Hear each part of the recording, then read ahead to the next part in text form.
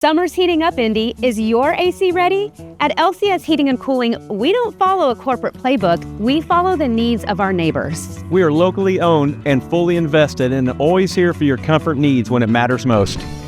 Right now, get a professional AC deep cleaning for just $89. Real value from a team you can trust. Contact us today to discover the difference with LCS Heating and Cooling. LCS Heating and Cooling, launching the way to lasting comfort solutions.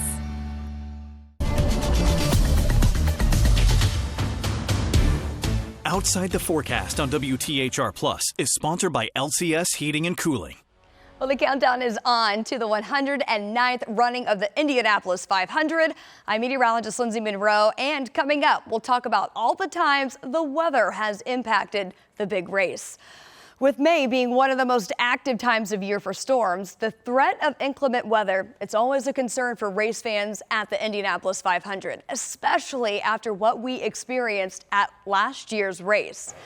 Remember, the stands were evacuated just before the start of the pre-race ceremonies as a line of thunderstorms rolled through the speedway. As predicted, the race would be delayed as nearly 300,000 spectators took shelter in their vehicles, under the stands, or wherever they could find a mainly dry place to wait out those storms. The track was dried, and the day later restarted with pre-race festivities about 4 hours behind schedule. That was followed by all 200 laps being completed on race day.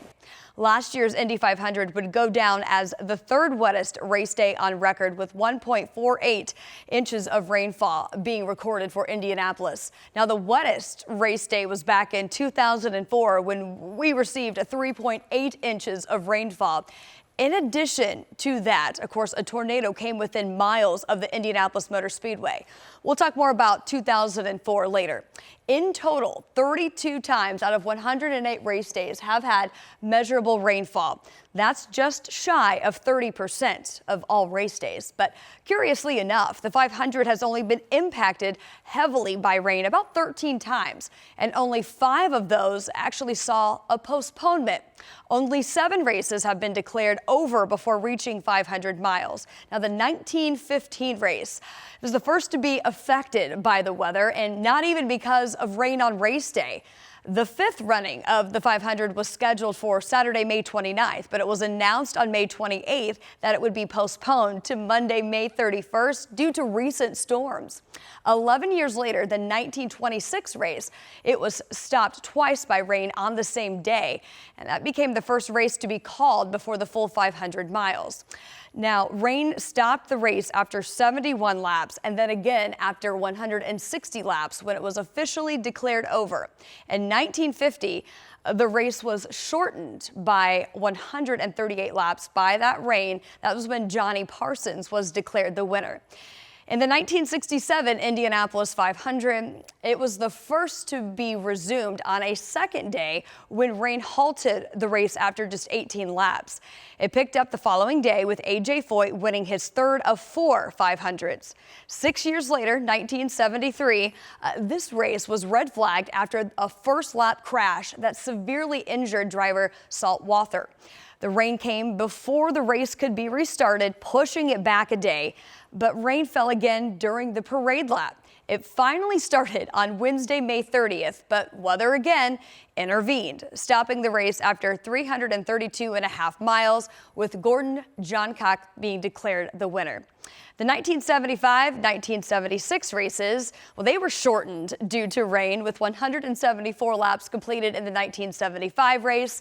Following year, the race was called after just 102 laps. Just made it official. 1986. Now we're talking about the race that was rained out twice, on Sunday, May 25th, and on Monday, May 26th. They got all 200 laps in the following Saturday. That was when Bobby Rahal won on May 31st.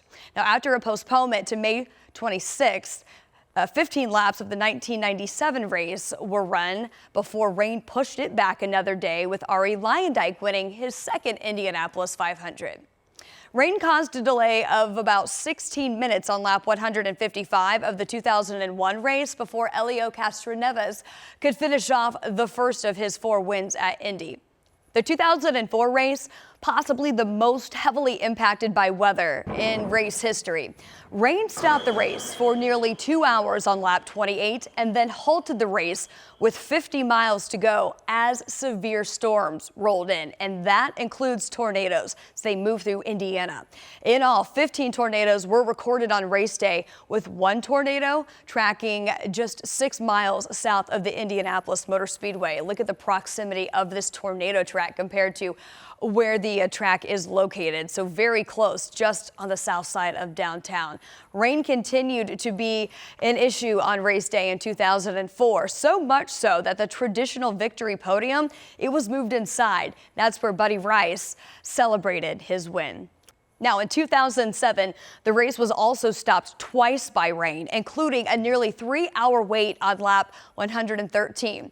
The race was restarted but declared over after 415 miles when the skies opened up again and 166 laps were completed. Dario Franchitti splashed his way to the first of 2 Indy 500 wins on that day. And with all that being said, what can a fan expect if it does rain on race day? Well, on average, the race takes about 3 to 3.5 hours to complete, with many factors playing into this, including red flags and yellow flags. Now, the fastest Indy 500 ever was won by Helio Castroneves in 2017 with a time of 2 hours and 37 minutes.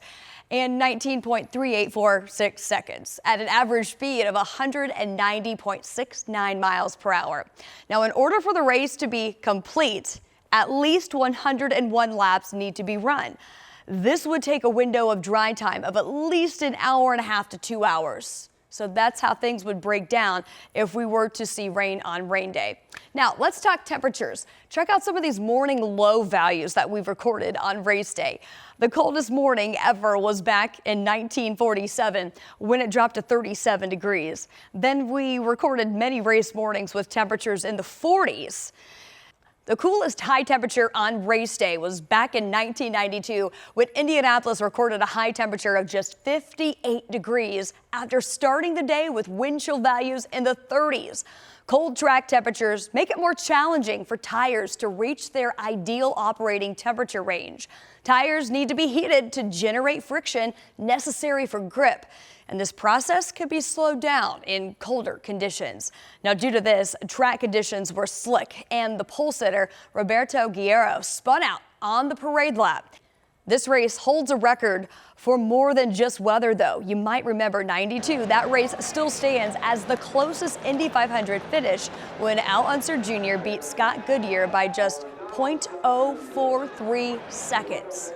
I'm sure what most of us think of on race day, though, well, that is the heat. The hottest race day on record is 92.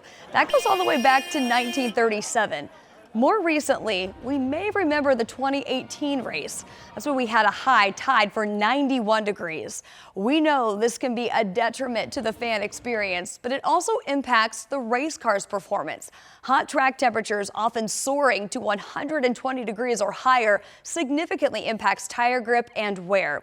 Higher track temperatures can lead to tires overheating, reducing their grip and causing them to wear faster, potentially impacting lap times and race strategy. Now, as we gear up for another exciting Sunday in Indianapolis, keep an eye on the forecast to start planning accordingly. From your 13 weather team, I'm meteorologist Lindsey Monroe.